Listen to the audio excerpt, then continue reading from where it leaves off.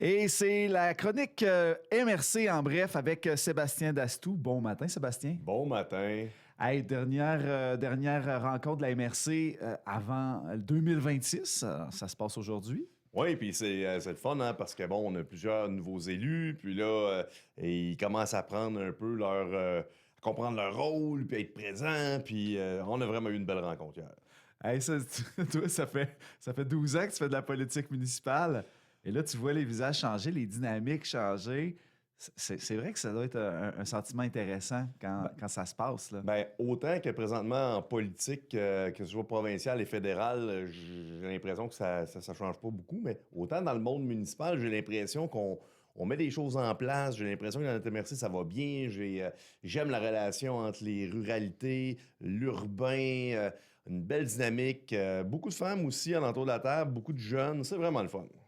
Et puis là, j'ai oublié de te le dire, mais je voulais te surnommer mon co-animateur parce que là, avant les élections, on est habitué de se voir. Puis là, 2 fois dans la même semaine, Sébastien Dastou. Ça me fait plaisir de te voir. Ça va finir par me prendre une paye, là. Oui, ben là, vous êtes. En tout C'est cas, une blague. on n'en parlera pas.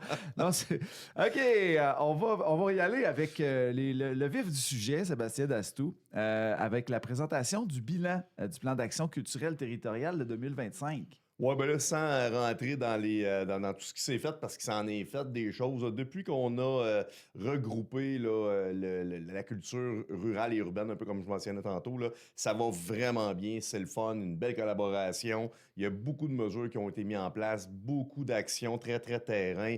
Hier, on a eu une belle présentation à la table des maires et en même temps, on a déposé aussi le plan d'action pour 2026.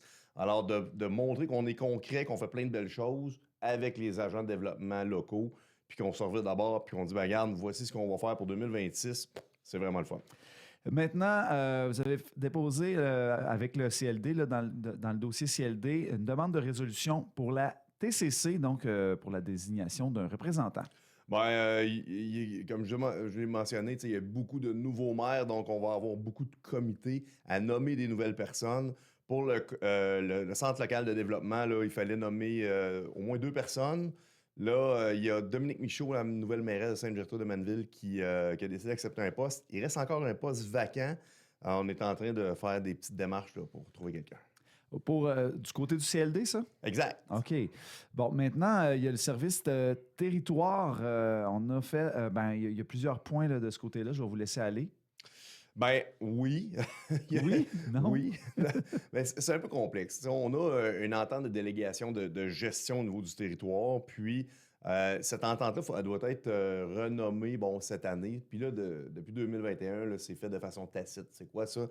Ça veut dire qu'il n'y a pas de nouvelle entente de rédiger avec le gouvernement. Puis là, quand on arrive à la date limite, on fait OK, on va signer dans les mêmes modalités que l'année précédente.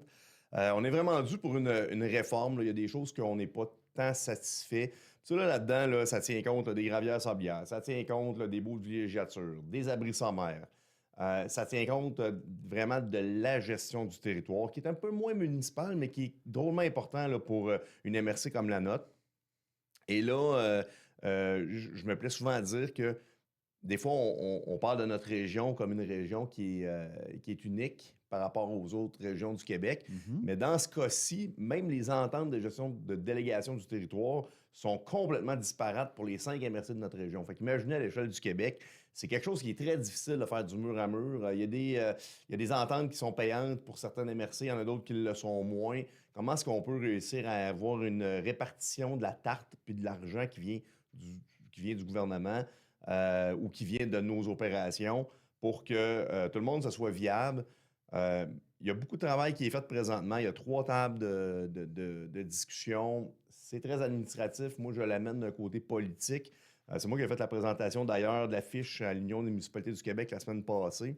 Je peux vous garantir que dans la prochaine année, il faut absolument s'asseoir avec le ministre et prendre action pour que la prochaine entente soit agile puis qu'elle soit bien... qu'elle permette à toutes les ententes de délégation de toutes les MRC de réussir à faire un peu d'argent avec ça. Sinon, ça ne tient pas la route. Mais je vous entends, là, quand vous êtes sur le terrain dans la MRC, là, ça va bien pour dicter quoi faire au ministre. mais ça irait pas mieux au niveau ministériel pour agir? Eux autres, ils agissent-tu? Ben, oui. Mais tu sais, t'as tout le côté administratif qui ont des critères puis des règles, puis t'as toute la politique qui dit ben oui, c'est vrai que ça fait du sens votre affaire. Puis à un moment donné, comment est-ce qu'on réussit à faire transcender les demandes politiques qui sont plus senties, plus humaines à quelque chose qui va nous permettre de bien gérer le territoire à l'échelle du Québec, tu sais. Fait que moi, je suis un partisan du. Puis là, je vais le dire en anglais, là, excusez-moi d'avance, là, mais je suis un partisan du bottom-up. J'aime ça quand ça vient du terrain, que ça vient des élus, des conseillers municipaux, des citoyens, puis qu'on mette des choses en place pour notre gestion, puis qu'au final, on arrive avec un cadre normatif et législatif que le gouvernement accepte. Ça, comme ça. Oui. Quand c'est le gouvernement du Québec, que dans leur tour à bureau, prennent des décisions, puis disent on va vous mettre au pas. Maintenant, vous allez vous occuper de ça de cette façon-là. Ça, j'aime moins ça un peu. On appelle ça du top-down. Puis ça, là, ça me fait frissonner, pour ne pas dire enragé. Ça marche pas vraiment, là, C'est ça. en général. C'est juste d'essayer de toujours passer le message que les mesures doivent être prises pour nous autres. Puis inquiétez-vous pas. On est sur le terrain. On est toutes des bonnes personnes. On veut toutes la même affaire. On va le faire comme du monde. Oui. Est-ce qu'on parle de la restauration de la gravière, du fonds? Bon, on peut en cumulé? parler. Ça, c'est un bon exemple, là. On gère les gravières et les sablières qui sont publiques. Bon, au nom du gouvernement du Québec, fait qu'on a une redevance. Super intéressant, ça va bien. On a même acheté des drones, on a formé nos équipes pour pouvoir faire des évaluations de fosses. Vraiment bien là, ce qu'on fait sur le terrain. Maintenant, nous, on faisait la promotion de vouloir revitaliser des vieilles gravières sablières, mais pas celles qui sont sur le territoire public très, très loin des centres urbains, mais plus proches un peu, parce qu'on veut faire la démonstration de notre savoir-faire. Le gouvernement a décidé de revirer de bord, puis ils nous ont dit, ben écoutez, finalement, ça va être nous autres qui va s'en occuper, la restauration des gravières. Parce que nous autres, on mettait beaucoup de pression, puis on va le faire à notre vitesse, puis tout ça. Faut comprendre que nous, dans notre cas, des gravières viennent beaucoup des esquerres, qu'ils soient aquifères ou non. Puis, on n'avait pas la possibilité de commencer à restaurer une gravière tant et aussi longtemps que la gravière n'était pas épuisée. Bon, il y a des endroits que c'est le cas. Tu sais, le carré de gravelle ou de roc à dynamiter, ben, il y a une fin de vie utile. Mais nous, les esquerres, ça n'a pratiquement pas de fin de vie utile. Fait qu'à un moment donné, quand est-ce qu'on va être en mesure de pouvoir faire une revitalisation du site? Nous, ce qu'on voulait faire, c'est commencer à faire des secteurs en même temps qu'on prélève du gravier. Puis là, ben, le gouvernement trouvait ça trop compliqué. Fait que, ben, on a dit correct, occupez-vous-en. Fait qu'on avait provisionné 95 000 $ pour pouvoir faire de la restauration dans le futur. Puis là, ben, finalement, le gouvernement a dit remettez ça dans vos coffres. Dans vos surplus accumulés. Donc, nous, on va avoir des gravières non revitalisées. Ils vont s'en occuper. D'ailleurs, ils ont donné 3 contrats, je pense, dans l'Intermercier. Bon. Ils en ont fait 3, des gravières qui étaient plus utilisées. Ça a l'air que ça va bien. OK. Mais, c'est bon. Je s'en occupe. OK. C'est bon. S'ils s'en occupent, tant mieux. Maintenant, on parle de la centrale coworking. D'ailleurs, il y a une conférence qui s'en vient avec une ancienne dragonne prochainement. Donc, une recommandation pour l'aide à la centrale coworking. Bon, ben la centrale, là, c'est un outil de développement économique extrêmement important. C'est quelque chose qui nous permet de mettre des entrepreneurs dans la même place, d'avoir des locaux temporaires pour du monde qui ont besoin d'avoir un pied à terre à Amos, dans notre MRC d'Abitibi. Et le projet d'origine était bien. Ça s'est essoufflé. Puis là, je dirais depuis à peu près 2 ans, là, il y a un nouveau conseil d'administration. Ça fonctionne beaucoup mieux. Ils sont dynamiques. Ça, ils ne feront jamais bien d'argent avec ça, là. Si c'était payant de faire ce genre d'outils de développement économique-là, le privé s'en occuperait. Fait à partir du moment où on sait que c'est pas nécessairement payant de le faire, mais qu'on en a besoin, parce qu'on s'est tous regardé les maires, on a dit, ben, qu'est-ce qui arrive si ça ferme? OK. Oui. Y a-t-il une solution de remplacement? Ben, y a-t-il une solution de remplacement ou est-ce qu'on va se pénaliser parce qu'on n'aura plus ce fameux outil-là? Oui. Puis, tout le monde, on n'aime pas ça. Investir de l'argent, mais en même temps, on est conscient qu'on a besoin de ça puis ça va bien. Fait que Fait que là, les organismes, que ce soit CLD, Ville, MRC, SADC, on a tous décidé de mettre un autre 4 000 chaque pour les 2 prochaines années pour leur donner un coup de main au niveau d'une ressource pour pouvoir faire des activités, là, des petites formations. Amener du monde sur place aussi, là. Faire de la promotion. Puis, c'est ça. Absolument. Fait qu'on y croit. Oui, c'est une belle place pour. Admettons, là, dans le temps que j'avais des contrats, par exemple, à Rouyn-Noranda, tu sais plus où aller des fois, tu sais. Ça, c'est une belle façon quand tu travailles à Amos partiellement. Un petit pied à terre, ton petit bureau, un petit espace coworking. Petit bureau, des bureaux à air ouverte, petit divan, la cuisinette. Il y a aussi des salles des salles pour pouvoir faire des réunions. Exact. Alors, c'est vraiment bien fait.